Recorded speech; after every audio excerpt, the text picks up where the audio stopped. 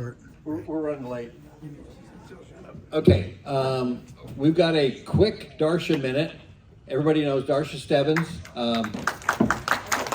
our wonderful fighter down at the recorder's office, and now she's a star on KPRL. Look at this. Unbelievable. Okay, Darcia promised me this is going to only take like 5 minutes, and then we've got a quick video, and then we'll get to Kenny Ennie. And then we'll get to Ed V, because Ed still needs to speak tonight. Okay. All right, thanks to everyone who was listening today at KPRL, and that mostly came about because I had interviewed with Dick Mason several different times regarding elections, and from time to time there'd be someone missing from the radio station or on break or something like that, and I said, hey Kevin, if you ever want someone to fill in, if you want fill some time, I can talk about different things. I know a lot of things, and I wouldn't mind having them get out in the open. So from time to time when people are missing, you know, they have family duties, etc. So I did fill in today, 1 o'clock to 2 o'clock. I wanted to be able to announce something that I think you wanted to hear. I couldn't go public with it yet, so I had to fill some more time this afternoon. But I'm here. I also attended, in addition to the California State GOP Convention, I attended the new California State Convention that was down in Irvine. That was Friday and Saturday. So what New California State has been doing is serving public officials with declarations. These declarations are kind of a common law version of an affidavit. Many of you have already signed some of those declarations. In our county, Tommy Gong has been served. 3 days later, he left because we were racist. Anyway, that was kind of already in the works, but Tommy Gong has been served with declarations, Elena Cano, Penny Borenstein. There have been 5 or 6 officials, public officials, that have been served declarations. What that does is a declaration basically says, I declare this and this and this has occurred. These are grievances. I expect you, a public official, to be put on notice that I have noticed these issues and I would like a response. They are to respond within 5 days. The only people that have responded to this date are Debbie Arnold and Supervisor John Pashon. So I wanted to thank him for his responses. I have with me tonight 50 declarations. We can print more, I'd love to. So New California State asked Linda Quinlan especially has been the one who has been doing most of these declarations. She asked if I would do this. I said, yes, absolutely. I'm still looking for 13 votes, you guys. This is a declaration to Bruce Gibson. I would love to have any of you that would like to sign. You do not have to be in his district. More on that later. Get your pens ready if you are in his district. For tonight, we have declarations we would like to serve. We were expecting he's to respond to you personally. You put your name and your address. These are the grievances. I am informed and believe that you have violated my constitutional rights on February 28, 2023, and others as follows: by perjury of oath of office. On August 17, 2023, you held a press conference in Sacramento, California on behalf of the California State Association of Counties, claiming that all 58 counties were in support of ACA 1, proposing to lower the threshold of voter approval from 2/3 to 55% for an increase in taxes. San Luis Obispo County's legislative platform unanimously voted on February 7th contained no such statement. In fact, it states, number 14, oppose any measures or legislation that reduces the supermajority vote required to raise taxes from 2/3 to 55%. And number 15, oppose any legislation or initiative that proposes to modify Proposition 13. You have misled the public and betrayed this county with your statements. 5, U.S. Code 3331. You then continued to have your supervisor board majority vote to remove number 14's language from the county legislative platform in order to cover your misleading statements. Then it goes on to page 2. There have been 5 violations of the Ralph M. Brown Act. And these have been noted by Greg Graywall, as most of you know. John mentioned those. Basically, it's where Bruce Gibson in Board of Supervisors meetings or in a water district meeting has initiated a vote or has initiated an item that has not been agendized. The entire reason that Ralph Brown Act was put in place was transparency for the public. You're supposed to be able to have an informed public, be able to speak in public comment, and speak on those issues. If it's not agendized, you don't have any idea that it's going to be there at that meeting. So there are 5 Brown Act violations, and basically what we need you to do. This is the video. I wanted you all to see it. It's very short, but think of, so what we need you to do, it will take your name, domiciled at, that is your residence address, not your P.O. box, your residence address, because that is where your location is in this county. You do not have to be in his district. Yours truly, your name, date. You can sign next to printing your name, that would be great, and the date. I will have these in the back and would love to have you complete these. They will be, if not responded to within 5 days, they will go to the sheriff and we will have a case number. We're trying to get 100 of these to be presented to Bruce Gibson. So Darcia will be at the back desk, and when the meeting is over, please sign them, or during the meeting, go back there and sign them for Darcia. I might also I'll be the first one to sign. mention, New California State had a speaker, Tony Roman, who was Basilicos. Maybe you guys have heard of him. Unbelievable what he did. He declared his restaurant a mask-free, vaccine-free zone. Not only did you have to not wear a mask to get in, you had to prove that you are not vaxxed to get in. We like Tony. And also, we have mugs that came from the New California State. America must put God first. And this was to go to Jason and to Randall for whenever they're doing videos or applying, where they're in front of the camera. America must put God first. Thank you, Darcia. Okay, I'm turning the lights off. I love it. Thank you. Well, that was Darcia Stebbens giving us a briefing on what was going on with the county and how the attack on Prop 13. We have Bruce Gibson going in and flipping on how he voted 5-0 to protect Prop 13.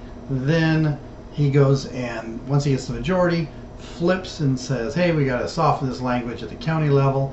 And then immediately goes up to CSAC in Sacramento, becomes the first vice chair, and starts preaching to the state how we have to diminish our vote in the assembly to a 55% threshold so they can raise taxes on everybody's property.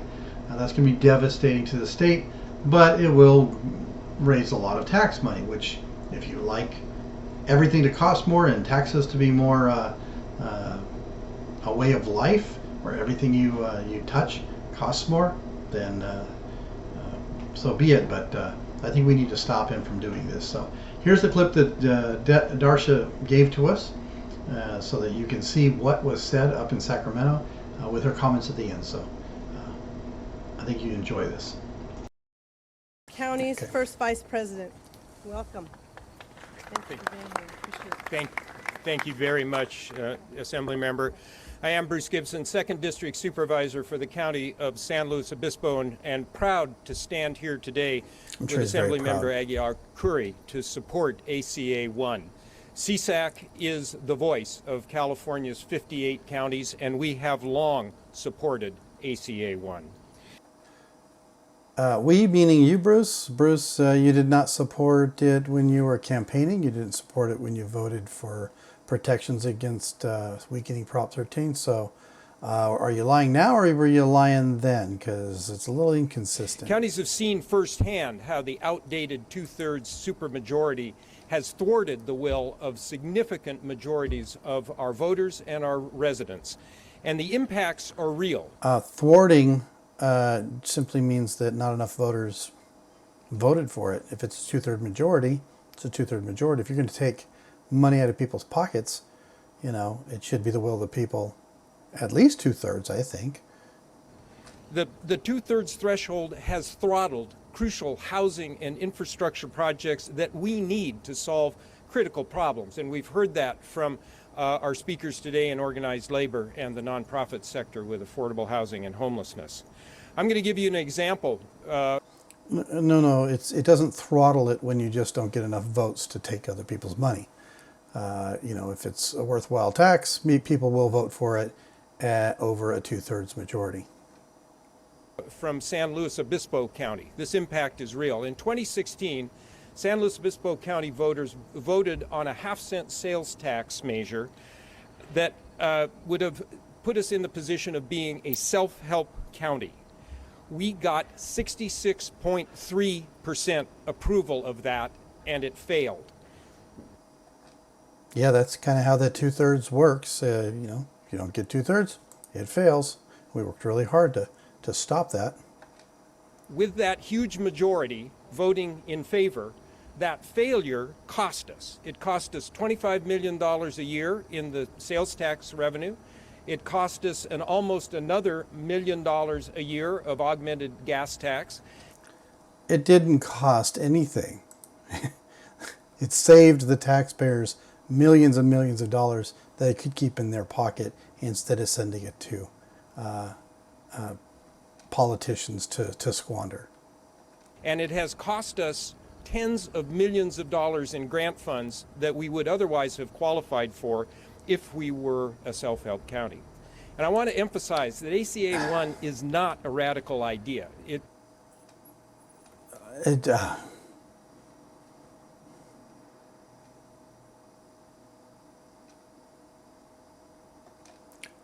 It's not to you, it's not a radical idea. To everybody that I know, it's a stupid idea. It simply aligns the voter threshold at 55% with that which has been in place for the schools for quite some time. And we don't hear complaints about that, and the schools have been successful. That revised threshold would make a difference. In November of 2022, schools got 72% of their bond measures passed, but only 40% of local government obligation bond measures met the outdated two-thirds threshold. And that means that local projects didn't get done. You've got examples on the poster board here. He keeps using this word outdated. It's a two-thirds threshold. It's not outdated. It's not like it was good then, it's not good now, unless you believe that people should pay more of their paycheck to the government and we're progressing towards 100% taxes. That's the only way you could consider outdated requiring two-thirds majority vote. CSAC understands that ACA 1 is carefully crafted to preserve and protect the will of an overwhelming majority of He Californians. keeps saying overwhelming majority of voters. A two-thirds is a large majority of those who voted. However, when these bills come forward and these initiatives come forward, a lot of the time, not everybody votes. And it's really hard to get a two-thirds majority when you're having everybody vote or everybody put their input. But when you have a small turnout and it's rallied by a small group, it's easy to get two-thirds of the people who turn out for a vote. And that's why a two-thirds majority is so crucial. Voters. Most importantly, the resultant revenue can only be used for the specific projects approved by the voters. Am I just going to laugh at that, or is he serious? And ACA 1 provides key transparency and accountability measures which counties strongly support. And thus, the revenue approved under ACA 1 can't and won't be used for other uses. CSAC respectfully requests that the legislature and the governor pass and sign ACA 1 so it can get to the ballot where the voters can decide. That's a fundamentally important point. The voters of California need to give voice to this proposed change. I would love the voters to decide, but if we get a ballot initiative to soften Prop 13 through ACA 1 it will be misrepresented as an infrastructure bill or a school bill or helping the homeless, and you're going to see people's property taxes go up for pet projects in Sacramento. That's really what's going on. I hope people don't fall for it. Confident that they will support it. Thank you, Assemblymember Aguiar-Curry, for being here and for leading on this important effort. Absolutely. Thank you. And that portion about the voters deciding, as you know, I have issues with how the vote by mail ballots are sent out to 100% of the active registered voters. A 55% margin is easily manipulated. 66 2/3%, not so much. Keep that in mind. Thank you, Darcia. Thank you.